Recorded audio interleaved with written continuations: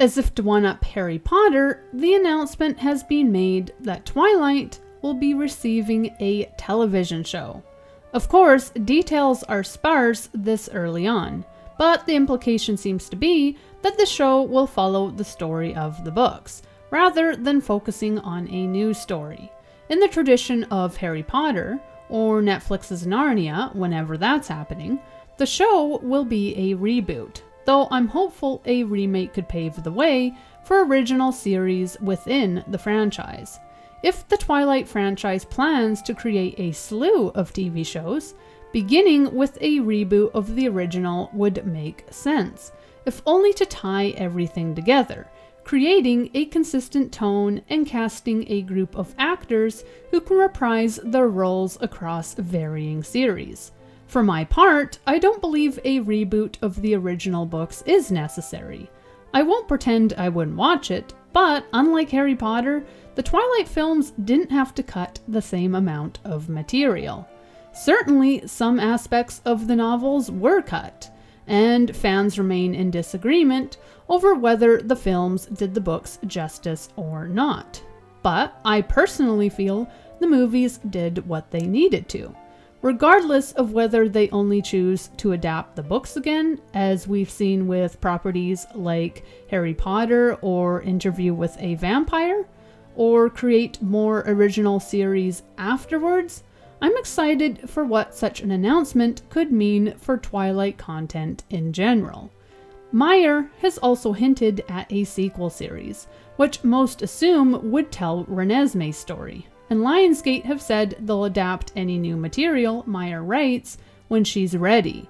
Such a show could be poised to adapt new novels in the saga. Alternatively, it could be set to establish a new cast in a reboot, before segueing with perfect timing into adapting the new books. Before we continue, I'm Riley and this is Otherworldly Fiction. On this channel, I rant about fantasy books, discuss characters and lore, share my bookish opinion, and offer the occasional writing advice. If any of that sounds like your cup of animal blood, hit the subscribe button. However I feel about the need for a reboot, it could certainly lead to other stories being told, either by Meyer or Lionsgate. And here are the 8 spin-offs I'd like to see explored on screen. Number 1. Alice's story. Among fans, Alice is a favorite. Spunky, bossy, but cheerful, it's hard not to love Alice. In addition to having an engaging personality, Alice has distinct hobbies, a fascinating ability, and a riveting backstory. Of all the Collins, her character feels the most developed, and nowhere is this more clear than in her origins. If there's one aspect the films shouldn't have cut, it's Alice's story. Though the books don't go into too much detail, given Alice's lack of memories, Meyer's illustrated guide lays the story out in full. Having lost her mother to the plotting of her stepmother, Alice was placed in an asylum when her powerful talents began to not only unnerve people, but threaten to reveal her stepmother's plot. Those curious to learn more should read Alice's story in the illustrated guide, or watch my video on the subject. But suffice it to say that Alice's story is fascinating. Short films have covered areas of Alice's life, including her time in the asylum and her meeting with Jasper, but I've yet to see a film focus on her forgotten human life, which was no less interesting. A television series could go deeper, exploring the lives of Alice's human family, addressing the history of her vampire creator, and adding twists to the scheme formed between Alice's father and the woman he rapidly marries, following her mother's death. Plot points and character development unseen in the illustrated guide could be added. The relationship between Alice and the vampire caretaker in the asylum who protects her could be developed before audiences. Alice's closeness to her mother could add depth to both Alice and Mrs. Brandon as characters, and the battle between Alice's creator and her would-be killer James could be shown with all the tragedy required. The fact is, Alice's backstory is easily the strongest in the saga, and one which is overlooked even in the books. By creating a show around one of Twilight's best characters, the writing team could offer something fresh to both casual and diehard fans while giving them more of what they love. Such a series could end with Alice having a vision in which she finally meets Jasper, tying her story's conclusion neatly into the main saga. Number 2, Jane and Alec. Like Alice, Jane and Alec have been given the short film treatment. And also like Alice, they're some of the more intriguing characters in the story, despite being villains.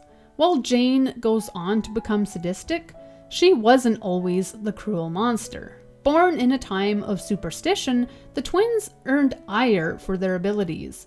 While human, their powers weren't so distinct as they were when they were vampires, but they nevertheless possessed notable talents. Their abilities could be used to help people, offering them relief.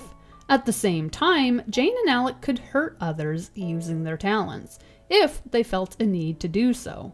Much maligned by their village, the twins were isolated. Despite the positive sides of their powers, people grew to mistrust them, and with time, Jane and Alec were labeled as witches. Only Arrow's intervention prevented them from being destroyed. But the Volturi leader didn't arrive in time to save their human lives. Consigned to the pyre, the twins experienced the full brutality of being burned alive, an event which would shape their abilities on being turned. Their injuries being too severe, Arrow had no choice but to change them if he wanted to keep them, despite the fact they were potentially as young as 12. With Arrow's rules against immortal children, Arrow could be seen as bending his rule, and I've always wondered if being made a vampire so young contributed to Jane's maladjusted personality. Whatever the case, a story following the human lives of the twins, followed by their adventures as vampires, would be fun to see. On being adopted by the Volturi, viewers could see more of Alec's character, including how gentle he can be with his sister, as well as how Jane's character morphed over time.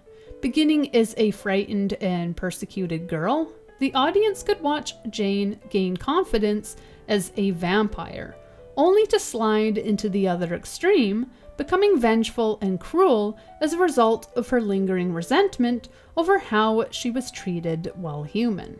As her powers emulate the pain of being burned, while Alec's ability offers relief from such suffering, there's an implication that Jane remains affected by the punishment she endured. It would be interesting to explore Jane's character further, exploring her lingering anger, her decision to leave behind the helpless girl she was, and how she turned her pain into power. Given how quiet Alec is, more development of his character is also a must, as we could be shown a hidden side to his personality nobody else sees but Jane. Number 3. Arrow's story. The Volturi is composed of mysterious characters, Arrow foremost among them. Eccentric and calculating, and often ruthless, Arrow is a character I'd like to see more of. Jane and Alec deserve a series, but so does the leader of their order, and Arrow's show could even come before or after one dedicated to the twins, with the same actor reprising his role. The films don't dive into Arrow's story, though Michael Sheen captures his unusual energy perfectly. But the Twilight Illustrated Guide offers a shocking plot twist. If you haven't read it yet, you should watch my video detailing Arrow's history. But I'll provide the basics. After recruiting Caius and Marcus to lead with him, Arrow began the Volturi. Hopeful of creating a force to challenge the Romanian Coven, Arrow was strategic.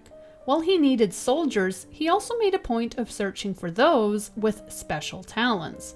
After all, being himself a mind reader, Arrow knew there must be others. Moreover, Marcus had an ability too. he could identify the relationships between others, so that Arrow might exploit them. In searching for those with supernatural talents, Arrow decided to look closer to home. From his human family, he changed his sister, Didmi. However, while she had a gift, it wasn't one which could necessarily be used in warfare. Didmi's gift was simply to create happiness in others. It was a talent which was easy to underestimate, as Didmi's creation would soon backfire for Arrow. Marcus fell in love with Didmi, and the pair became mates. Content with each other, they became disinterested in the Valkyrie. They announced their intentions of leaving, and Arrow pretended to accept. But when left alone, Didmi was destroyed by Arrow.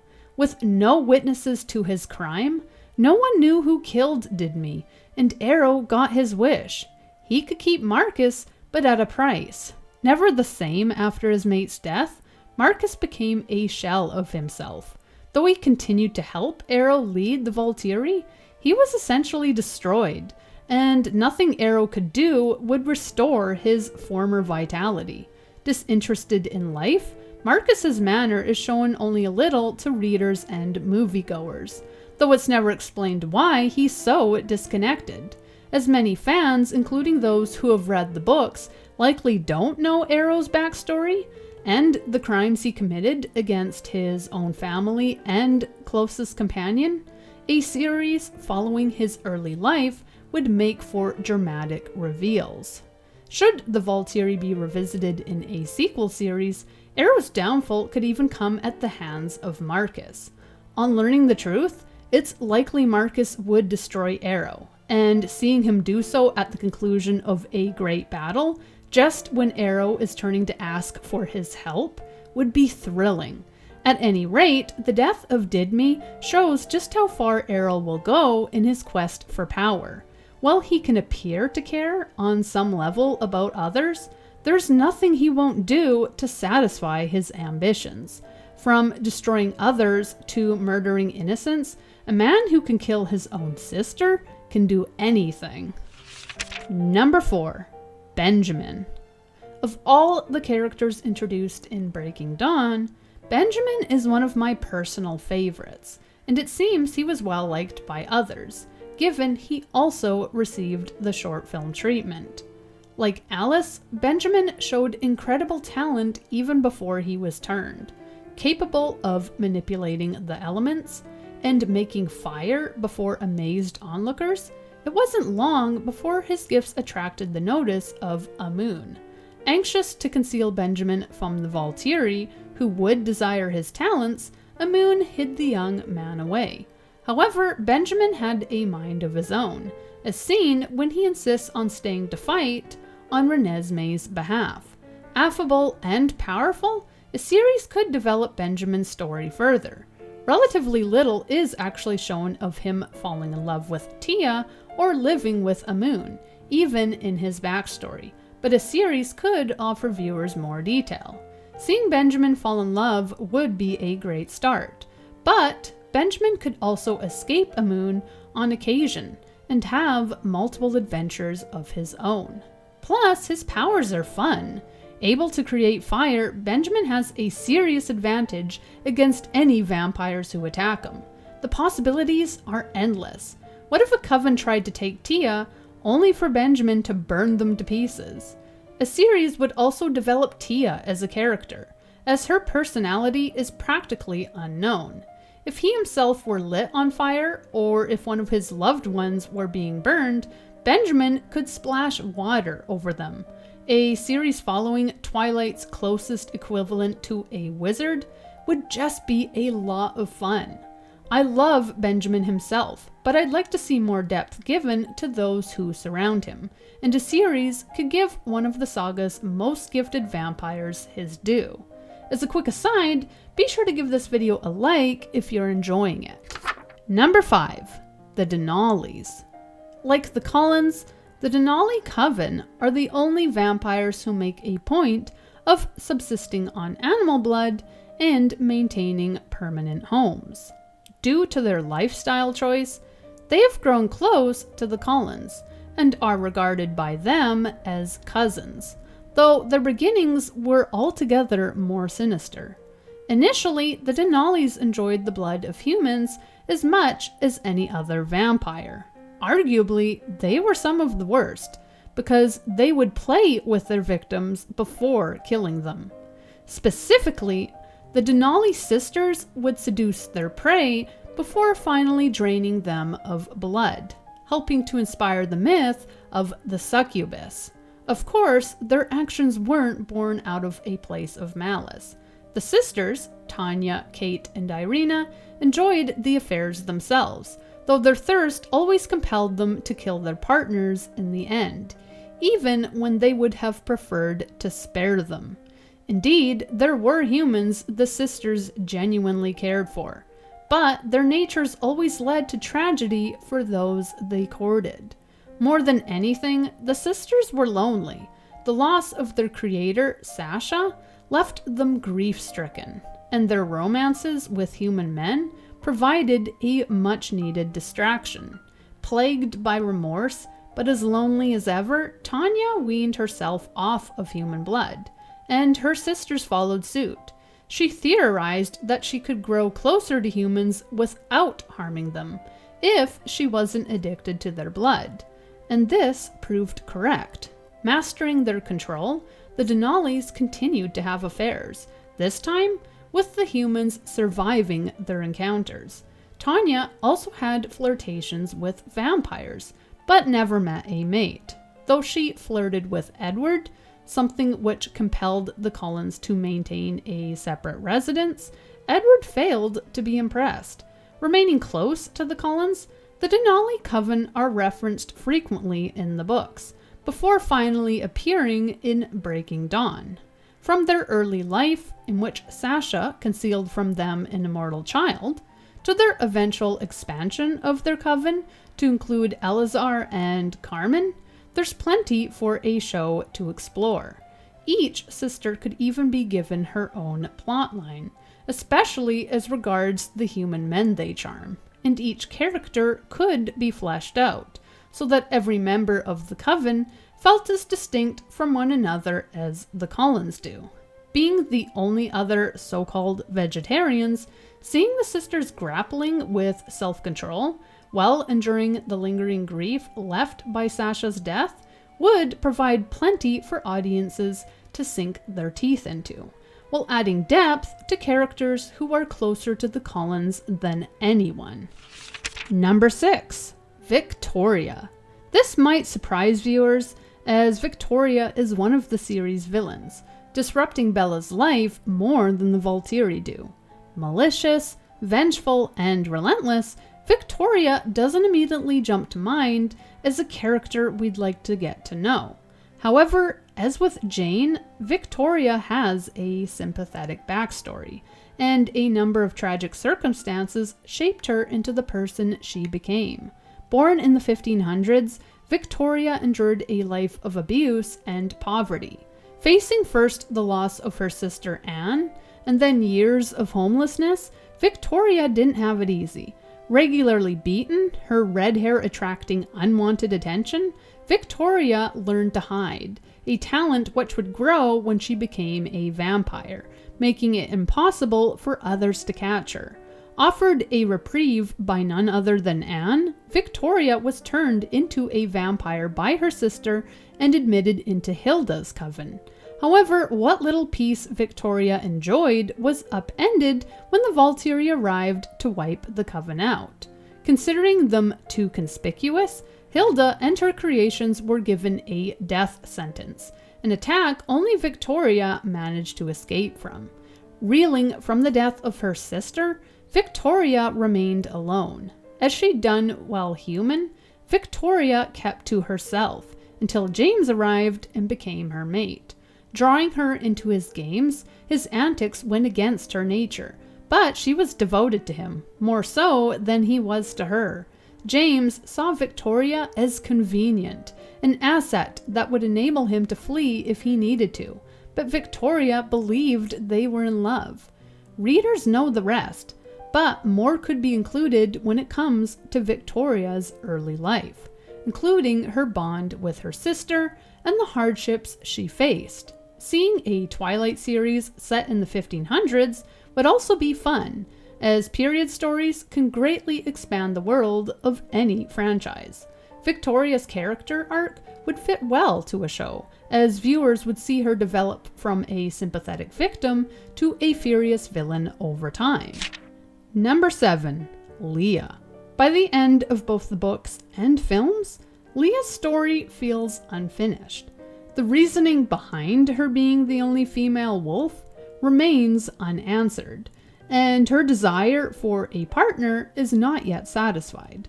Leah wishes to meet someone and even have a family, but since becoming a wolf, her period, and therefore her ability to become pregnant, have stopped. Insecure and suffering from her seeming disconnection from her own womanhood, Leah's is a story worth continuing. Though first betrayed as a bitter shrew who can't get over Sam, there's a story of heartbreak and betrayal beneath her tough manner.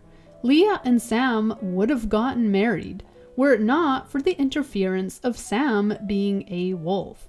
Before she became a wolf herself, the existence of the shifters had already destroyed Leah's life. As a result of imprinting on Emily, all of Sam's affection for Leah seemed to evaporate overnight. Certainly he cared about Leah, but whatever lingering feelings he had paled in comparison to what he felt for Emily. On transforming for the first time, Sam was alone, and so he was presumed missing for days while he tried to regain control of himself. After enduring the fear brought about by his disappearance, Leah was devastated by Sam's sudden obsession with Emily.